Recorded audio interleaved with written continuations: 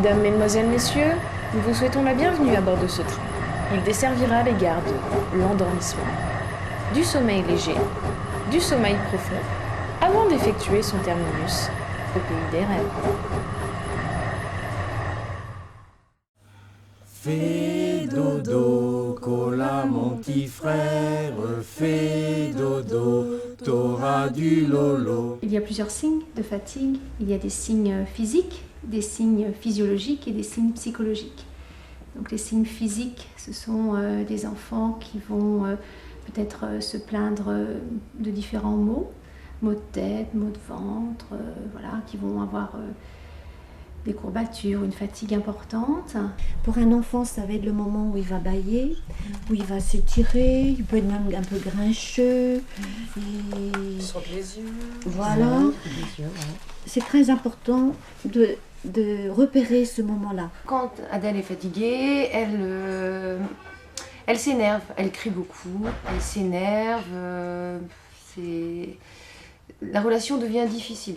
Les signes psychologiques voilà, sont des enfants qui vont modifier leur comportement habituel.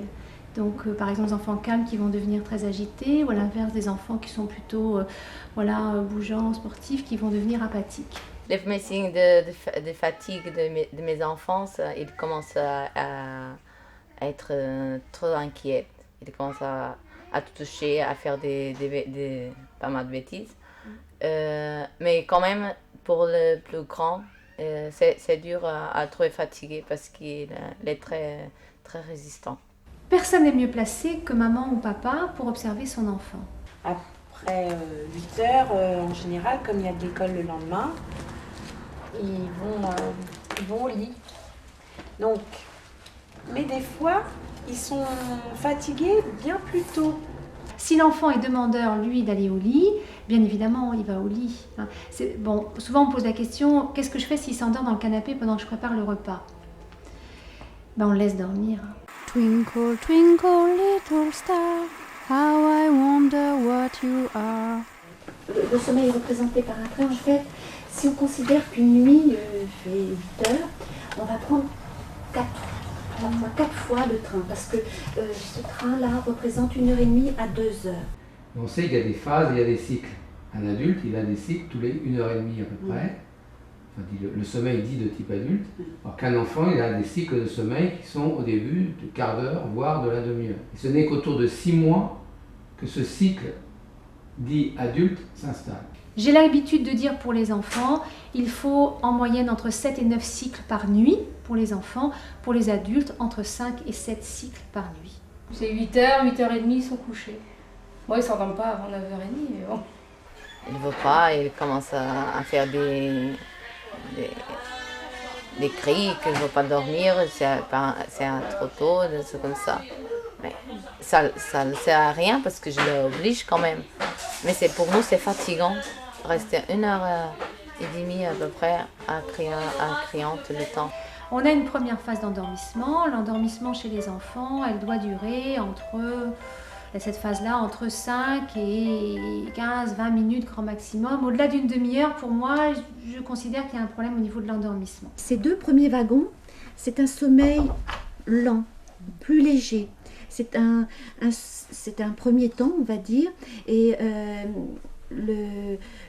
l'enfant, l'adulte même, entend encore les bruits à l'extérieur. Bon, il se repose, mais il est encore très sensible à l'environnement. Ensuite, on a une phase de sommeil profond. Donc cette phase-là dure 45 minutes. Là, la maison s'écroule et je dors. La dernière partie, c'est le sommeil paradoxal. Celui-là peut durer à peu près 15 à 20 minutes. Et cette phase de sommeil paradoxal est très importante puisque voilà, l'expression des angoisses se situe là. Elle est très importante. C'est le moment où on rêve. On sait que l'enfant a beaucoup plus de sommeil agité, de sommeil paradoxal, sommeil agité ou paradoxal, a beaucoup plus de temps de sommeil paradoxal que l'adulte.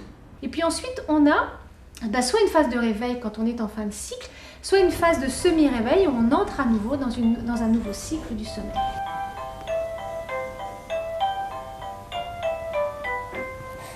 Dans le ciel, au coucher du soleil, libellule rouge, rouge. Je pense que le sommeil, c'est à la fois réparateur pour l'enfant et ça lui permet de bien se construire. C'est fondamental le sommeil chez les enfants. Pour nous aussi, donc pour les enfants, c'est encore plus important. Les adultes ont terminé de grandir, donc c'est normal qu'ils aient moins besoin de dormir que les enfants. Donc je leur explique qu'eux continuent de grandir et que pour bien grandir, il faut bien dormir. Donc c'est important qu'ils aillent se coucher à des heures régulières et qu'ils dorment plus que les papas et les mamans. Le cerveau fonctionne. Lui, il travaille, alors pas à plein régime la nuit, mais voilà, il a cette fonction de tri de toutes les informations que l'enfant a captées dans la journée, les informations visuelles, neurocognitives, sensorielles, et la fonction, on va dire, je leur explique ça, presque comme un ordinateur, on fait du classement la nuit, on range dans les petites cases, quoi. Donc, ce temps vraiment de sommeil et de ménage intérieur est vraiment très important pour l'enfant. Frère Jacques, dormez-vous, dormez-vous. Au moment du coucher, je pense que c'est très important qu'ils aient une activité calme. Donc voilà, je vais redire ce que je dis, on va dire au moins 10 fois par semaine. Pas d'activité d'écran, pas d'activité sportive, voilà, pas de jeux qui excitent, donc les jeux de société, voilà, où on s'agite, on s'énerve, on ne fait pas ça avant d'aller dormir. On fait plutôt, voilà, donc soit une lecture, soit on raconte une histoire sans le livre, on fait travailler l'imaginaire, on peut aussi chanter des petites chansons, écouter de la musique douce, voilà, il y a plusieurs solutions possibles. Où es-tu caché, Mandarine? Nous sommes tes amis et nous voulons jouer avec toi. Regardez derrière le panier. Coucou, je suis là. Avant le coucher, je commence à leur lire une histoire et après, les enfants, ils continuent l'histoire. Donc c'est chacun leur tour, ils ont le livre. Et chacun leur tour, ils racontent leurs propres histoires. Le soir, on prend un livre pour le lire et il aime bien ça. Ça lui plaît. Pour sa volonté, on passait toute la nuit à lire et à relire le livre. Mais et après, je dis bon, c'est fini. Mais il veut encore. L'enfant va organiser son rituel, c'est-à-dire il sait que quand maman et papa ont dit au lit, eh bien il y a le brossage des dents, voilà, je mets mon pyjama, je fais mon pipi du soir, puis je vais dans la chambre. Et puis là, c'est vrai que c'est important que les parents prennent un temps avec l'enfant, soit un temps en tête-à-tête, soit un temps avec les frères et sœurs. Mais alors on peut discuter, faire un jeu tranquille, lire une histoire, chanter une comptine, voilà, mais un temps qui est réservé vraiment à se dire au revoir. Ils ont le droit de jouer, de faire des roulades dans leur lit, de regarder un livre, de parler. Ils ont le droit de parler, mais ils n'ont pas le droit de regarder la télé en fait. Donc des activités dans la journée où on bouge. Ça, c'est important. Et puis le soir, voilà, plutôt des activités calmes et tranquilles et pas trop d'excitation et pas de télévision. Guten Abend, gute Nacht, mit Rosen bedacht, mit Näglein besteckt, schlümpf unter die Decke. Les parents doivent être des donneurs de temps. L'enfant n'a pas de repère, il n'a pas de montre. Sa montre sont les repas et le sommeil. L'enfant, il fonctionne énormément par mimétisme. Donc voilà, si l'adulte a l'habitude de se coucher tard, de regarder beaucoup la télévision, l'ordinateur. Vous savez, les enfants, quand on leur pose la question, voilà, qu'est-ce que fait papa dans la maison? Alors je dis les papas parce que bon, c'est quand même plus souvent les mamans qui font la cuisine et le ménage. Mais voilà, il est devant l'ordinateur, ou il regarde la télé, ou il joue à la console. Vous pensez bien que l'enfant, lui, voilà, il ne comprend pas pourquoi lui, il n'a pas le droit de faire. Il ne faut pas laisser un enfant aller jusqu'à 10h le matin. Il y a des rythmes, il faut que vous n'êtes pas avec votre chronomètre, mais à une heure près, une demi-heure près, il faut que l'enfant ait des rythmes, il faut qu'il ait des repères. Si en le couchant à 8h ou 8h30, il s'endort en moins d'une demi-heure et qu'il se réveille à 8h le lendemain matin, moi je considère qu'il a bien dormi. Si en le couchant à 21h ou 21h30, il ne s'endort pas avant 22h30, 23h, mais qu'à 7h ou 7h30, il est quand même réveillé, pour moi je considère qu'il n'a pas eu sa nuit réparatrice puisqu'il lui manque 2 heures de sommeil. Donc sur une nuit, c'est pas très grave. Mais répéter sur mardi soir, vendredi soir, samedi soir, toutes les semaines, c'est embêtant. Un enfant qui est soit somnolent dans la journée, bon, c'est peut-être qu'il n'a pas eu assez de sommeil la nuit, ou soit très irritable, c'est les deux extrêmes, quoi. Au clair de la lune, mon ami Pierrot, prête-moi ta plume pour écrire un mot. Un nouveau-né, les premières semaines, ce sont des petits cycles de 45 minutes à 60 minutes. Et lui, son train, sa période de sommeil, ça ne va pas être une nuit. Le sommeil diurne et nocturne n'est pas encore bien identifié chez le nouveau-né.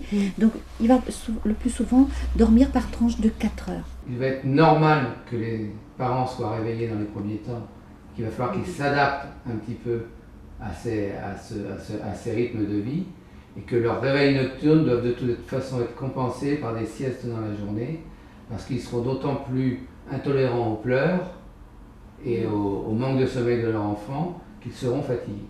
Ça a été démontré, le bébé a un sommeil plus réparateur, plus calme, souvent en fin de matinée, en début d'après-midi, et par contre en début de nuit, en milieu de nuit, c'est la période où il pleure, il est moins bien. Entre 6 mois et 3 ans, l'enfant a besoin, ou 4 ans, l'enfant a besoin d'une sieste le matin. Alors entre 6 mois et 10 mois, 9-10 mois, l'enfant va dormir à peu près 1 heure le matin, 1 heure, 1 heure et demie le matin, une bonne sieste l'après-midi et à nouveau donc une nuit. Ma petite, elle fait, on va dire, les siestes normales.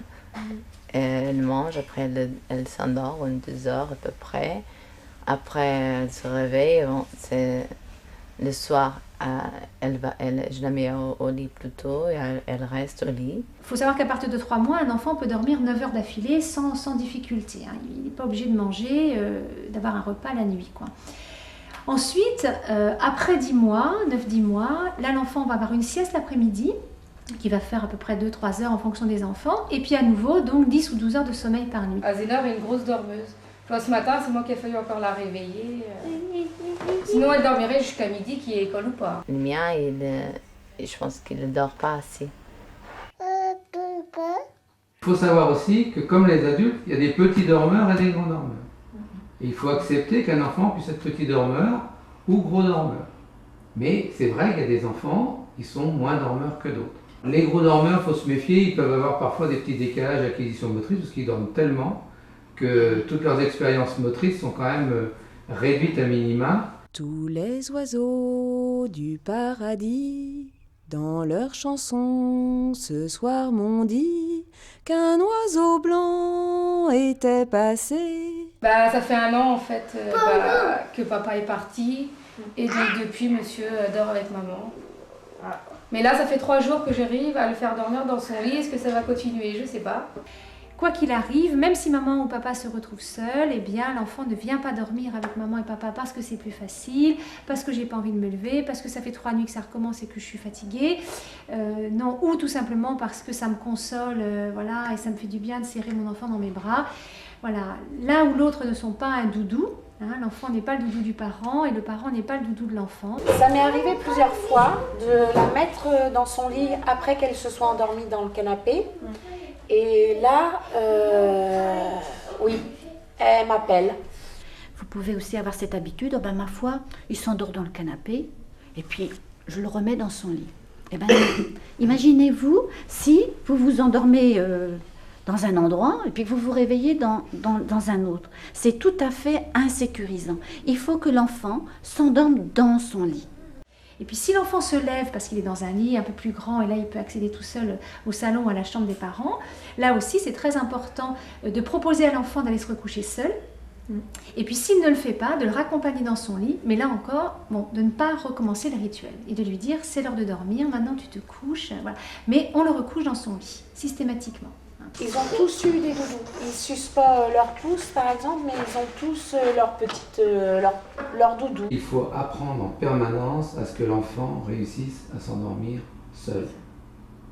Il peut avoir un objet de transfert si on veut, mais il faut qu'il apprenne à s'endormir seul. Et quand il y a un trouble du sommeil, le grand principe c'est d'apprendre aux parents à leur dire vous allez réapprendre à votre enfant à s'endormir seul. Pas d'alimentation, pas de contact physique, une présence orale et vous lui parlez, vous le sécurisez et vous réglez son problème dans son territoire, il ne doit pas envahir votre territoire. Dans la forêt lointaine, on entend le coucou. Du haut de son grand chêne, il répond au hibou.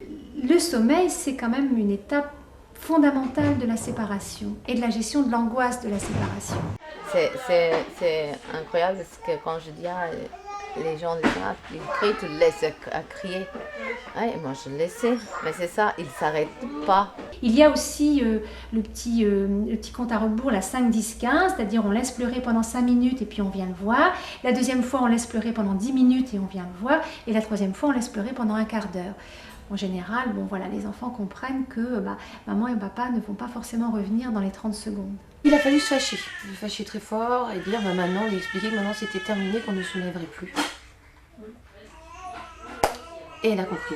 Donc comme quoi, en expliquant les choses, peut-être qu'on n'avait pas suffisamment expliqué au départ, et là on lui a dit non, on ne se lèvera plus, tu restes dans ta chambre. À la maison, il y a un code de conduite qui est différent d'une maison à l'autre parce que chaque famille peut avoir des principes éducatifs différents, mais il y a un code de conduite qui doit être respecté. Il faut savoir, l'enfant doit savoir où est la ligne jaune, où est le feu rouge, où est le stop. Kelly a sa chambre à lui tout seul et les filles sont dans une chambre. Ils ont des lits superposés. On a fait ce choix d'avoir qu'elles aient chacune leur chambre. Sachant que Juliette, on lui a bien expliqué que c'est sa chambre, que si elle veut pas que sa petite sœur vienne, c'est son droit aussi, elle a le droit d'être tranquille. Aujourd'hui, c'est vrai que c'est très répandu, les enfants ont souvent leur chambre, chacun leur chambre. Quand on est 2 dans la chambre, voire quand on est 3 dans la chambre, ce qui est important, c'est d'avoir un petit coin à soi, quand même, au niveau de l'intimité. Donc ça peut être une armoire, une étagère, enfin un petit coin sous son lit, une petite boîte à secret. Bon, voilà, on a ses affaires à soi. Écoute le vent, écoute la pluie, écoute le froid qui frappe à la fenêtre. Au Chat-Perché, maison petite enfance, on accueille les enfants de 10 semaines, c'est-à-dire après le congé parental, jusqu'à 2 ans et demi, 3 ans, voire 4 ans, jusqu'au départ à l'école. Les bébés, déjà les plus petits, donc le sommeil est à la carte. Ça dépend aussi de s'ils ont passé une bonne nuit, une mauvaise nuit, à quelle heure ils se sont réveillés le matin. Après, quand les enfants arrivent, ils ont un petit peu grandi, ils sont chez les moyens, donc ils ont déjà rythmé un peu plus leur sommeil. Souvent, ils dorment qu'une fois, après le repas de midi. Et les grands, généralement, ne font plus de sieste le matin, ils ne dorment toujours qu'une fois l'après-midi. Les jours, je vois qu'il va à l'école. Les jours qu'il va à l'école, il fait la sieste. Le jour qu'il vient à la crèche, il fait aussi la sieste. Et après, le soir, c'est difficile à le remettre. Personne ne fait la sieste. Même lui, il ne fait pas la sieste. Par contre, quand il va à la garderie, il y va le mercredi après-midi en général et il fait la sieste. Ah bah oui. Et à l'école aussi, il fait la sieste. Légitimement, il y a quand même une période de sieste qui est proposée à l'école, mais qui est une sieste collective et qui n'a peut-être pas forcément toujours la même qualité qu'une sieste individuelle dans sa chambre. Mais bon, ça fait partie de l'apprentissage de la vie sociale aussi, et c'est pas forcément mauvais. Mais vraiment, je dis aux familles, jusqu'à 4 ans, il est tout à fait légitime qu'un enfant ait une sieste. C'est un temps de repos indispensable pour se reconstruire. Un enfant en développement, et particulièrement entre 0 et 3 ans, a une activité cérébrale phénoménale. Quand on chante la sieste, quand on réveille l'enfant au cours d'une sieste, on perturbe ce fonctionnement. Si c'est une fois de temps en temps, parce qu'on a un rendez-vous, on n'a pas pu faire autrement, bon, c'est pas très grave. Si c'est systématique parce qu'il y a du bruit, parce que l'enfant ne se réveille pas, parce qu'on respecte pas le rythme de l'enfant, là, c'est un peu plus embêtant. Ça m'est arrivé par exemple de laisser les volets ouverts et en fait ils dorment moins longtemps. On laisse les volets un petit peu, pas totalement ouverts, mais on laisse de la lumière pour qu'elle puisse regarder le livre, s'amuser. Et puis on lui laisse du temps. On me pose souvent la question, doit-on fermer les volets quand on met l'enfant à la sieste? Est-ce que l'enfant peut s'endormir avec la lumière? Oui, mais je pense que c'est important là aussi de ne pas être dans une lumière du jour totale, donc pas trop de soleil. Donc voilà, on peut peut-être sans fermer forcément les volets, mais baisser un peu la luminosité, mettre un rideau. Et pour l'endormissement, c'est pareil. Si l'enfant a besoin d'une veilleuse ou s'il veut garder la lumière, on peut mettre la lumière du couloir en entrebâillant un peu la porte de la chambre, mais peut-être pas une lumière halogène ou centrale, où là, l'enfant ne fera pas la distinction forcément entre le jour et la nuit, quoi. À vous dirai-je, maman, ce qui cause mon tourment. J'ai jamais fermé la porte parce qu'il a vraiment, c'est ça, il a vraiment peur de noir, de rester fermé peut-être dans la chambre. Je sais pas ce qui se passe dans sa tête, mais c'est une façon que j'ai trouvée de le calmer. C'est vrai que l'enfant n'est pas forcément rassuré dans le noir. Pour la simple et bonne raison, c'est qu'il se réveille parfois et donc il ne reconnaît pas le lieu où il est un peu perdu, d'autant qu'il rêve beaucoup. Les enfants rêvent beaucoup, font des cauchemars.